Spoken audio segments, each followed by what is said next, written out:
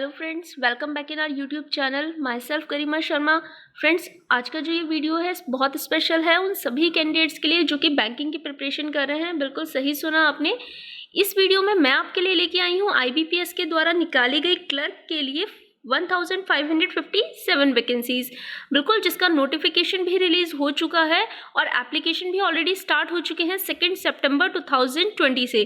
तो friends, wait आप लोगों का ख़त्म हो चुका है, लेकिन इसके साथ ही इसका क्या प्रोसीजर है, किस तरीके से आप अप्लाई कर सकते हैं, ये जो वैकेंसीज निकली हैं, नंबर ऑफ सीट्स कितनी हैं, कौन कौन सी पार्टिसिपेटिंग ऑर्गेनाइजेशन है, क्या प्रोसीजर है एग्ज़ाम का, प्रीलिम का और मेंस का, ये सभी हम डिस्कस करेंगे। बहुत सारी क्वेरीज होंगी आपके माइंड में इस रिक्रूटमेंट को लेके कि क्या प्रोसेस रखा होगा IBPS ने इस बार 2020 का।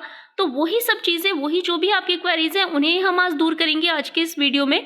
तो फ्रेंड्स देखिए, सबसे पहले अगर हम बात करें IBPS की, institute of banking personal selection, ये क्या करता है, कॉमन रिक्रूटमेंट प्रोसेस के थ्रू रिक्रूटमेंट कराता है अलग अलग बैंकों के लिए क्लर्क का, PO का। तो ये जो वैकेंसी निकली है जिसके बारे में आज हम डिस्कस करेंगे, ये निकली है CRP क्लर्क 10th के लिए।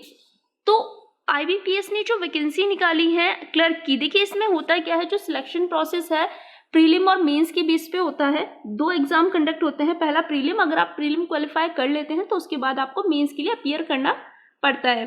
तो ये तो बात है बेसिक इन्फॉर्मेशन की। इसकी जो ऑफिशियल साइट है वो है www.ibps.in। इस पे जाके अगर आपकी और भी कोई क्वेरी है तो उसे आप रिजॉल्व कर सकते हैं। अब देखिए फ्रेंड्स, इसी के साथ हम बात करते हैं, अगर और कोई क्वेरी या कंप्लेंट आप लॉग इन करना चाहते हैं तो आप कर सकते हैं http://cgrs.ibps.in पे। तो ये तो बात हुई इंपॉर्टेंट वेबसाइट्स की। इसी के साथ अब हम आगे मूव करते हैं। अब देखते हैं कौन कौन सी ऑर्गेनाइजेशन है जिनके लिए IBPS एग्जाम कंडक्ट कराता है या फिर जिन जिन बैंक्स में रिक्रूटमेंट होता है। अब अगर बात करें हम ऑर्गेनाइजेशन की, तो बैंक ऑफ बड़ौदा है, बैंक ऑफ बड़ौदा के साथ बैंक ऑफ इंडिया है, बैंक ऑफ महाराष्ट्र है, कैनरा है, सेंट्रल बैंक ऑफ इंडिया है, इंडियन बैंक है, इंडियन ओवरसीज बैंक है, पंजाब नेशनल बैंक है, पंजाब एंड सिंध बैंक है, इसी के साथ UCO बैंक है, यूनियन बैंक ऑफ इंडिया है। ठीक है, तो टोटल जो हमारे बैंक हैं 11 बैंक्स हैं जिनके लिए IBPS ने ये एग्जाम कंडक्ट कराया, या कह सकते हैं इन बैंक्स में रिक्रूटमेंट होगा। तो ये तो बात हुई पार्टिसिपेटिंग ऑर्गेनाइजेशन की। अब हम बात करते हैं पूरा शेड्यूल क्या है, किस तरीके से शेड्यूल रखा गया है इस एग्जाम का। तो देखिए, रजिस्ट्रेशन तो स्टार्ट हो चुके हैं ऑलरेडी 2 सितंबर 2020 से, और जो लास्ट डेट है अप्लाई करने के लिए, जब तक आप अप्लाई कर सकते हैं, वो है 23 सितंबर 2020। एप्लीकेशन फ़ी जो पेमेंट कर सकते हैं ऑनलाइन, वो आप कर सकते हैं 2 सितंबर से 23 सितंबर तक। Call letter pre exam training के लिए डाउनलोड करेंगे आप 17 नवंबर 2020 तक ऑनवर्ड्स। जो आपकी प्री एग्ज़ाम ट्रेनिंग यानी कि PET भी जिसे कहा जाता है, वो कंडक्ट होगी, तो वो होगी 23 नवंबर 2020 से 28 नवंबर 2020 तक, जो कि अभी मतलब कंफर्म नहीं है, होल्ड भी हो सकती है और कंडक्ट भी की जा सकती है। ऑनलाइन एग्जामिनेशन जो होगा प्रीलिमिनरी के लिए, वो होगा आपका दिसंबर में, जो रिजल्ट आएगा वो भी दिसंबर एंड तक आएगा।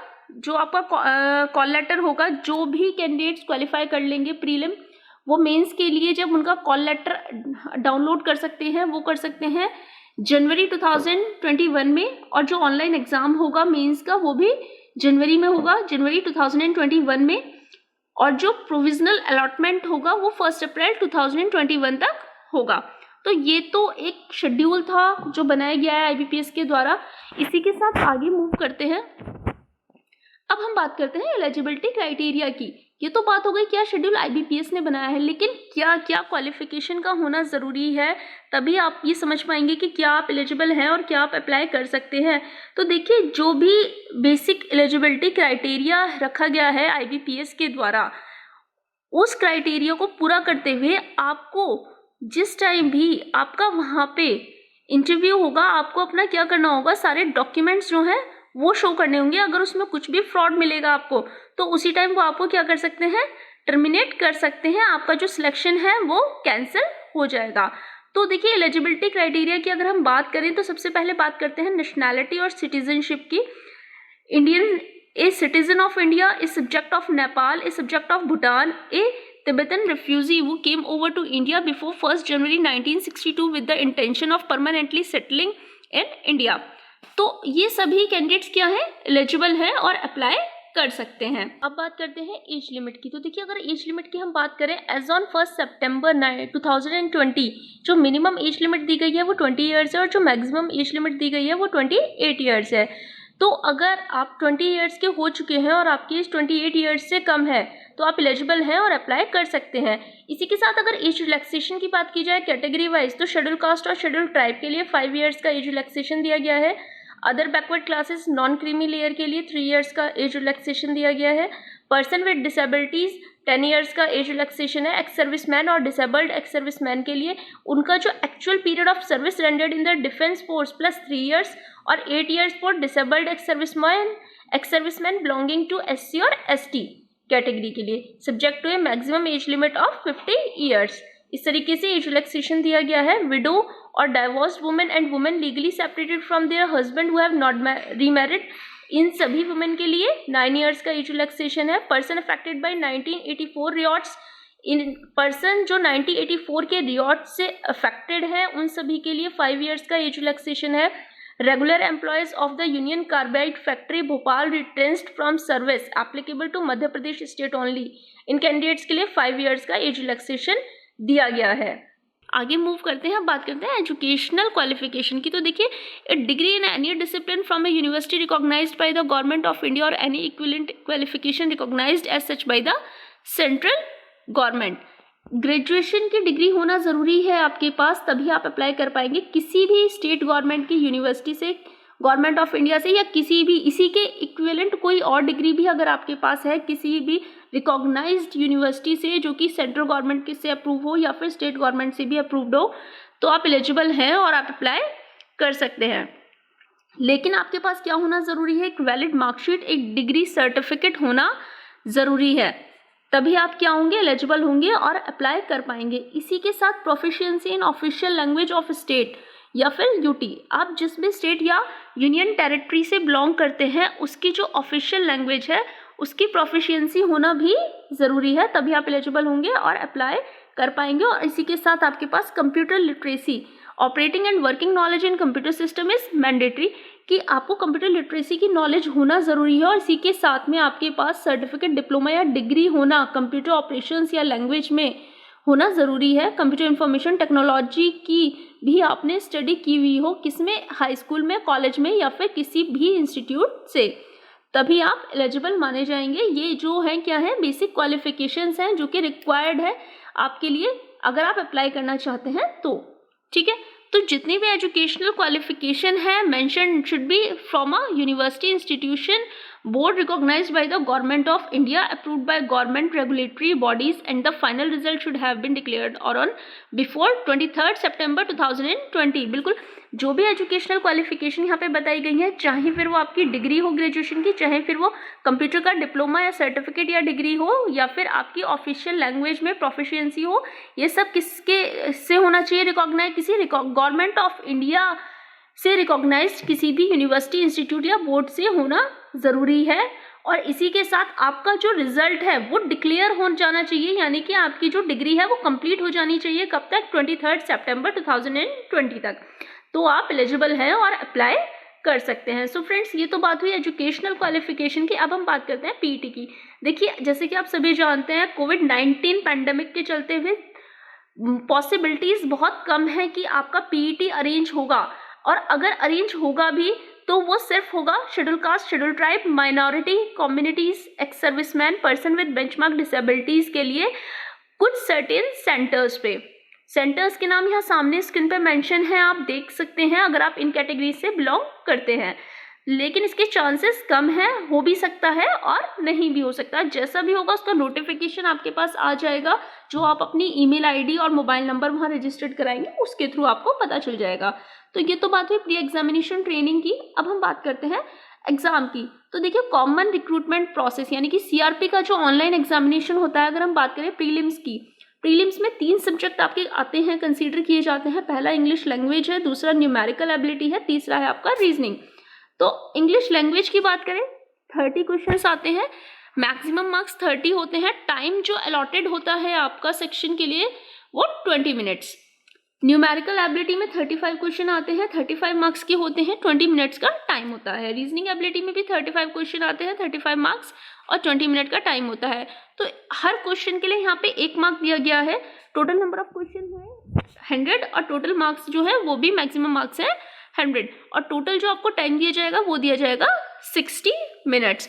तो ये जो है आपके 3 टेस्ट, इनका टाइम, नंबर ऑफ क्वेश्चंस यहाँ पे मैं आपको बता चुकी हूँ। ये बात हुई प्रीलिम की। मेन एग्जामिनेशन की अगर हम बात करें तो 4 टेस्ट इंक्लूड होते हैं इसमें।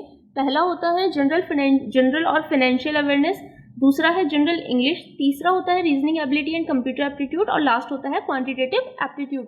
सो फ्रेंड्स, अगर हम बात करें जनरल एंड फाइनेंशियल अवेयरनेस की तो टोटल नंबर ऑफ क्वेश्चंस जो पूछे जाते हैं एग्जाम में 50 क्वेश्चंस पूछे जाते हैं। जनरल इंग्लिश के 40 क्वेश्चंस आते हैं, reasoning ability and computer aptitude के 50 क्वेश्चंस आते हैं, क्वांटिटेटिव एप्टीट्यूड के 50 क्वेश्चन आते हैं। तो टोटल नंबर ऑफ क्वेश्चंस जो मेन के एग्जाम्स में आते हैं वो आते हैं 190। अगर बात करें मार्क्स की तो जनरल और फाइनेंशियल अवेयरनेस के 50 क्वेश्चन 50 मार्क्स के होते हैं, जनरल इंग्लिश के 40 क्वेश्चन 40 मार्क्स के होते हैं, reasoning ability and computer aptitude के 50 क्वेश्चन मैक्सिमम मार्क्स होते हैं 60, यानी कि 60 मार्क्स के होते हैं। क्वांटिटेटिव एप्टीट्यूड में 50 क्वेश्चन 50 मार्क्स के होते हैं। तो टोटल नंबर ऑफ जो मार्क्स हैं, टोटल जो मार्क्स होंगे वो होंगे 200। टाइम अलॉटमेंट की अगर हम बात करें तो जनरल और फाइनेंशियल अवेयरनेस के लिए 35 मिनट्स, जनरल इंग्लिश के लिए 35 minutes, reasoning ability and computer aptitude के लिए 45 मिनट्स, क्वांटिटेटिव एप्टीट्यूड के लिए 45 मिनट्स। तो टोटल जो टाइमिंग है वो है 160 मिनट। ठीक है, तो ये तो हुई आपकी बात मेंस के एग्जाम की। अब देखिए हम बात करते हैं मेंस का जो एग्जाम है सिर्फ वही कैंडिडेट अपीयर कर सकते हैं जो प्रीलिम क्लियर कर लेते हैं। जब आपका प्रीलिम क्लियर हो जाता है उसी के बाद ही आप एलिजिबल हैं मेंस के लिए, तभी आप मेंस के एग्जाम दे पाएंगे।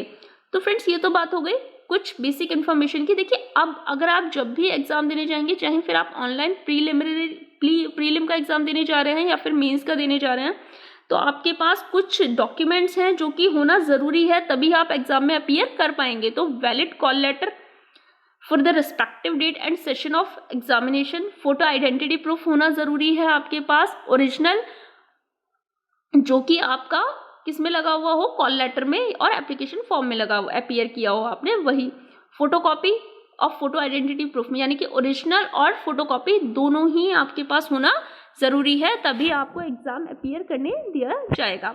अब हम बात करते हैं नेगेटिव मार्किंग की। तो देखिए 0.25% की नेगेटिव मार्किंग होती है एग्ज़ाम में। ठीक है, एग्जामिनेशन सेंटर की अगर हम बात करें, जब आप अपना फॉर्म फिल करेंगे तो वहाँ पे एग्जामिनेशन सेंटर्स की आपको लिस्ट दी जाएगी, वहाँ से आप अपने सिलेक्शन का सेंटर चूज़ कर सकते हैं। और एक बार सेंटर जो है आपका सिलेक्ट होने के बाद वो चेंज नहीं होगा। जहाँ आपने अपना फॉर्म सबमिट कर दिया तो जो सेंटर आपको दिया जाएगा उसमें कोई चेंजेस नहीं हो सकता। अब हम बात करते हैं, देखिए किस तरीके से अप्लाई करना है। ये तो बात हुई बेसिक इन्फॉर्मेशन की कि ठीक है ये सिलेबस है, ये पैटर्न है, इस तरीके से एग्जाम में क्वेश्चंस आएंगे, इतना टाइमिंग होगा। लेकिन सबसे जो इम्पॉर्टेंट चीज़ है वो ये है कि आपको अप्लाई कैसे करना है। तो देखिए एप्लीकेशन तो ऑलरेडी स्टार्ट हो चुके हैं, रजिस्ट्रेशंस। तो अप्लाई करने के लिए अगर आप अप्लाई करने जा रहे हैं तो सबसे पहले कुछ ऐसे इंपॉर्टेंट डॉक्यूमेंट्स हैं जिनके बारे में मैं आपको बताऊंगी, जिनका होना आपके पास ज़रूरी है, तभी आप अप्लाई कर पाएंगे, क्योंकि वो डॉक्यूमेंट्स आपको वहाँ पे उनकी रिक्वायरमेंट होगी किसके लिए, अपलोड करने के लिए। सबसे पहले फोटोग्राफ होना आपका बहुत ज़रूरी है, scan, signature, left thumb impression और एक हैंड रिटन डिक्लेरेशन होना भी ज़रूरी है। तो ये तो बात हुई कुछ डॉक्यूमेंट्स की। इसी के साथ जो आपके सिग्नेचर हैं वो कैपिटल लेटर में एक्सेप्टेबल नहीं होंगे, वो आपको स्मॉल लेटर में ही करने होंगे। लेफ्ट थंब इम्प्रेशन जो होगा वो प्रॉपरली स्कैन होना चाहिए, ब्लर नहीं होना चाहिए। जो टेक्स्ट आपको हैंड रिटन में देना है डिक्लेरेशन में, वो सामने स्क्रीन पे देखिए आपके सामने शो हो रहा है, आप देख सकते हैं किस तरीके से टेक्स्ट आपको देना है स्कैन करके वहाँ पे। ये सभी डॉक्यूमेंट्स आपको रेडी रखने होंगे जब आप ऑनलाइन अप्लाई करेंगे। ऑनलाइन पेमेंट के लिए जब आप ऑनलाइन पेमेंट करेंगे वहाँ पे आपके पास एक वैलिड पर्सनल ईमेल आईडी होना ज़रूरी है ऑनलाइन एप्लीकेशन के टाइम पे, which should be keeped active till the completion of this round of common recruitment process, क्योंकि जब तक आपका ये सीआरपी का प्रोसेस कंप्लीट नहीं होगा वो एक्टिव रहेगी, ताकि आपको आईबीपीएस को अगर आपसे कोई भी कोऑर्डिनेशन करना हो, कोई भी कॉन्टैक्ट करना हो तो वो इस ईमेल आईडी के थ्रू कर सकते हैं। तो फ्रेंड्स, अब अगर हम बात करें एप्लीकेशन फ़ी की, तो देखिए ₹175 फीस दी गई है inclusive of GST SC ST PWBD और एक्स सर्विसमैन कैंडिडेट्स के लिए, और ₹850 दिए गए हैं इंक्लूसिव ऑफ GST बाकी सभी अदर कैटेगरीज के लिए। तो फी भी आपको यहाँ पे समझ में आ गई होगी। आगे मूव करते हैं इसी के साथ। देखिए, अगर हम बात करें प्रोसीजर की कि क्या प्रोसीजर है, तो सबसे पहले आपको क्या करना होगा अप्लाई करने के लिए। आप विजिट करेंगे IBPS की ऑफिशियल वेबसाइट पे www.ibps.in पे होम पेज पे जाके आपको CRP क्लर्क का लिंक मिलेगा, click here to apply online for CRP clerk. वहाँ से आप क्लिक करेंगे उसे ओपन करने के बाद वहाँ से ऑनलाइन एप्लीकेशन फॉर्म ओपन होगा और वहाँ पे पूरा प्रोसेस दिया गया होगा। वो प्रोसेस आप फॉलो करके नेक्स्ट करते जाएंगे तो आपका फॉर्म कम्प्लीटली फिल हो जाएगा। लेकिन जब तक आप अपने जो भी रिक्वायर्ड डॉक्यूमेंट्स हैं वो अपलोड नहीं करेंगे और फी सबमिशन नहीं करेंगे, आपका फॉर्म कंप्लीट नहीं होगा। तो इस चीज़ का आप थोड़ा ध्यान रखिएगा। सो फ्रेंड्स, आगे मूव करते हैं इसी के साथ। अब हम बात करते हैं, देखिए, नंबर ऑफ सीट्स की कि किस स्टेट के लिए कितनी कितनी सीट्स रिजर्व की गई हैं। तो टोटल नंबर ऑफ सीट्स मैंने आपको बताई थी 1557 सीट्स हैं जिनके लिए ये वैकेंसी निकाली गई है IBPS के थ्रू। इनमें से जनरल कैटेगरी के लिए अगर टोटल सीट्स की बात करें 738 है, OBC के लिए 333 सीट्स हैं, EWS के लिए इकोनॉमिकली वीकर सेक्शन के लिए 136 है, शेड्यूल कास्ट के लिए 230 हैं और शेड्यूल ट्राइब के लिए 124 हैं। ये तो बात हुई टोटल नंबर ऑफ सीट्स की। अगर हम बात करें स्टेट वाइज, तो देखिए स्टेट वाइज और कैटेगरी वाइज आपको सामने स्क्रीन पे शो हो रही है, लेकिन टोटल नंबर ऑफ सीट्स अगर हम आंध्र प्रदेश की बात करें तो 10 सीट दी गई हैं। अरुणाचल प्रदेश के लिए टोटल नंबर ऑफ सीट 1 दी गई है। असम के लिए टोटल 16 सीट्स हैं। बिहार के लिए टोटल 76 सीट्स हैं। चंडीगढ़ के लिए टोटल 6 सीट्स हैं। छत्तीसगढ़ के लिए टोटल नंबर ऑफ सीट 7 है। Dadra and Nagar Haveli and Daman and Diu के लिए टोटल नंबर ऑफ सीट्स 4 है। दिल्ली NCT के लिए टोटल नंबर ऑफ सीट 67 है। गोवा के लिए टोटल नंबर ऑफ सीट 17 है। गुजरात के लिए 119 है। हरियाणा के लिए 35 है। हिमाचल प्रदेश के लिए 40 है। जम्मू एंड कश्मीर के लिए 5 है। झारखंड के लिए 55 है। कर्नाटका के लिए 29 है।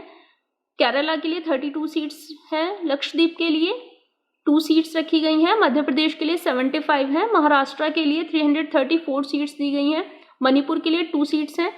मेघालय के लिए 1 है। मिजोरम के लिए 1 है। नागालैंड के लिए 5 सीट्स हैं। ओडिशा के लिए 43 सीट्स हैं। पुडुचेरी के लिए 3 सीट्स हैं। पंजाब के लिए 136 सीट्स दी गई हैं। राजस्थान के लिए 48 सीट्स हैं। सिक्किम के लिए 1 सीट है। तमिलनाडु के लिए 77 सीट्स हैं। तेलंगाना के लिए 20 हैं। त्रिपुरा के लिए 11 सीट्स रखी गई हैं। उत्तर प्रदेश के लिए 136 सीट्स हैं। उत्तराखंड के लिए टोटल नंबर ऑफ सीट्स हैं 18। वेस्ट बंगाल के लिए टोटल नंबर ऑफ सीट्स दी गई हैं 125। और इसकी जो डिटेल्स हैं अगर आप कैटेगरी वाइज देखना चाहें तो देख सकते हैं, सामने स्क्रीन पे भी शो हो रही हैं। सो फ्रेंड्स, ये तो कुछ डिटेल थी IBPS की जो कि रिक्रूटमेंट निकाला है इन्होंने CRP प्रोसेस के थ्रू क्लर्क के लिए। तो जितने भी इंटरेस्टेड कैंडिडेट्स हैं वो अप्लाई कर सकते हैं। और इसी के साथ फ्रेंड्स बताना चाहूँगी कि अगर आप प्रिपरेशन करना चाह रहे हैं, क्योंकि सिलेबस ऑलमोस्ट क्लियर हो चुका है, जो कि आप पूरा सिलेबस भी डाउनलोड कर सकते हैं ऑफिशियल वेबसाइट से, तो अरिहंत पब्लिकेशन की IBPS क्लर्क की बुक आप चूज कर सकते हैं, जिसमें पूरा सिलेबस का कवरेज भी मिलेगा आपको प्रैक्टिस सेट्स के साथ। सो फ्रेंड्स, आज के लिए बस इतना ही था। नेक्स्ट वीडियो में फिर मिलूंगी आपसे एक नई वैकेंसी के साथ, एक नए रिक्रूटमेंट के साथ। तब तक के लिए थैंक यू, गुड बाय।